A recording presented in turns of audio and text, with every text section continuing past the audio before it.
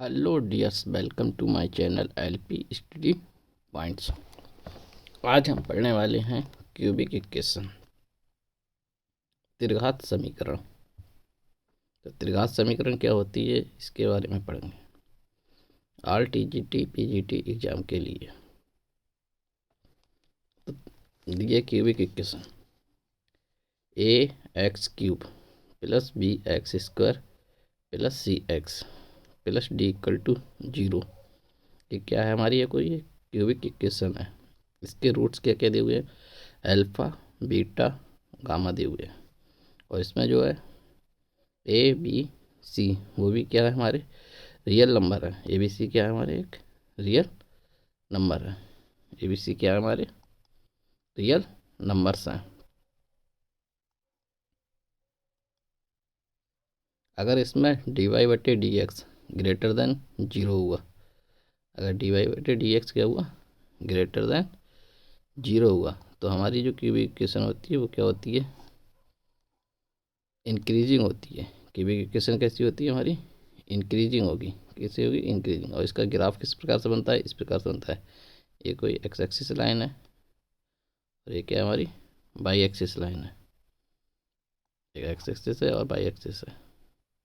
तो इसकी जो ग्राफ बनेगा वो कैसे होगा? इंक्रीजिंग होगा। और ये एक्स एक्सिस को 1 पॉइंट पर कट कर रही है, तो इसका क्या होगा? 1 रियल सोल्यूशन होगा। और 2 क्या होंगे? इसके कॉम्प्लेक्स रूट होंगे या कॉन्जुगेट होंगे?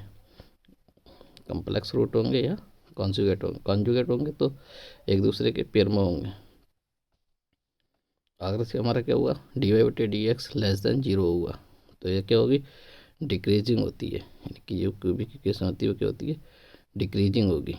इसके भी क्या होगा? 1 पॉइंट पर कट कर रहा है, तो इसके क्या होगा? 1 रियल सोल्यूशन होगा और 2 इमेजिनरी सोल्यूशन होंगे इसके। इसी प्रकार से आता है सम ऑफ रूट्स निकालने को। क्या आता है? Sum of roots.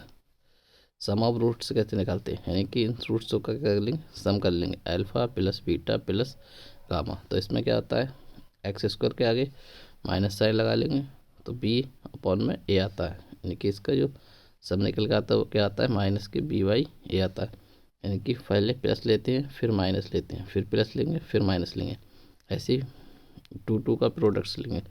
तो alpha beta plus beta gamma plus gamma alpha equal to में क्या आएगा? सी वाई ए लेंगे। ऐसे ही तीनों का प्रोडक्ट लगा लेंगे।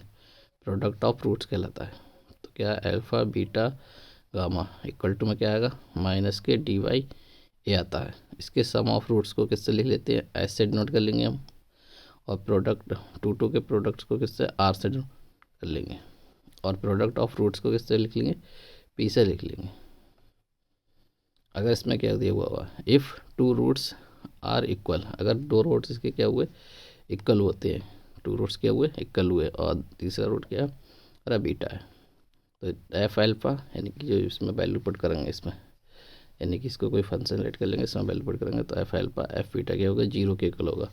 और एफ डैश अल्फ़ा क्या होगा? वो भी 0 का होगा। अगर 2 रूट्स इक्वल होंगे तो एफ डैश अल्फ़ा 0 होगा और एफ अल्फ़ा 0 होगा। जितना पढ़ा इसको रिवीजन कर लेते हैं। क्या है? A x cube plus B x square plus C x plus d. इसके 3 रूट्स होंगे।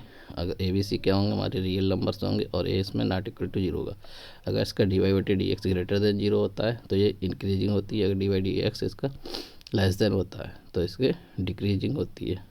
इस पर 1 पॉइंट पर कट कर रहा है तो इसका 1 रियल सोल्यूशन होगा और 2 कम्प्लेक्स रूट्स होते हैं। और इसके सम ऑफ रूट्स को ऐसे नोट करते हैं। प्रोडक्ट टू के प्रोडक्ट्स को आर से उसको डिनोट करते हैं।